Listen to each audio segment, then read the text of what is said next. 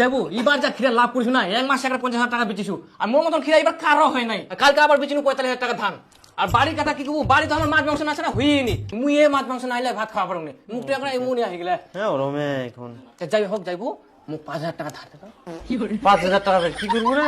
আচ্ছা ঠিক আছে নিয়ে যা। হ্যাঁ হ্যাঁ না ধর,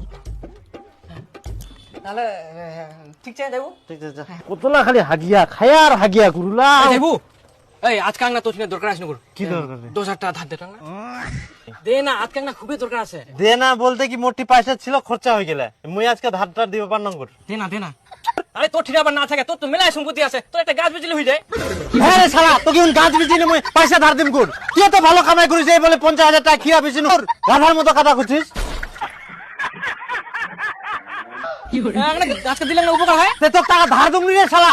এর আগে কতলা ধার নিগেস 30,000 40,000 50,000 10,000 5,000 দে আজকা কুছুঙ্কুর নিচ্ছে তাও খালি বুঝা পাসনি। হ্যাঁ তোকে দিবা হবে না আজকে তোর আসল রূপটা দেখা গেল মনে হচ্ছে টাকাটা খাই নিম কি বাবা দিলে তো না সারা টাকা উপকার হয় আর এতদিন যে টাকালা ধার দিয়েছিলাম তার কোনো নামে নাই। তাহলে এরকম মানুষের উপকার করে কি লাভ?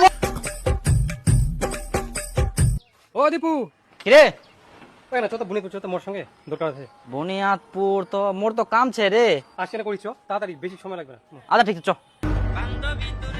ফোন আসি রে হ্যালো দীপু হ্যাঁ বল বান্ধবী বলে আমাকে একটা হেল্প কর না রে 2,000 টাকা ধার দে না রে আমার খুব দরকার ও তো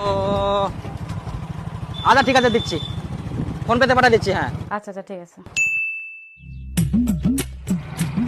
ও দীপু শুনতো না শুনতো কি রে না চো তো মোর সঙ্গে বুনি একটু এই দীপক কি?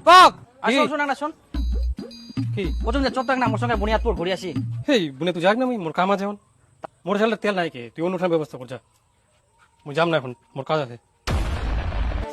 ওর সময় যায় নাকি কতবার চাঙাটা খালি কি করা যাবে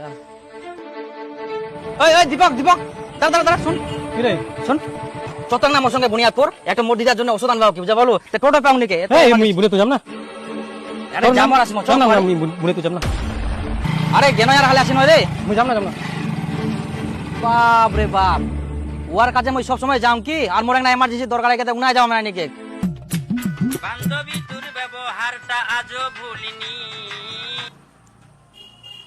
হ্যাঁ হ্যালো হ্যাঁ বল খুব মুশকিলে পড়ে গেলাম রে আমার না 3,000 টাকা খুবই দরকার একটু ধার দে না রে আরে এমনি তো আমি বাড়িতে আছি বেকার বসে তুই একটু ব্যবস্থা করে দে না রে আমি স্যালারিটা পালের সঙ্গে সঙ্গে তোকে দিয়ে দেবো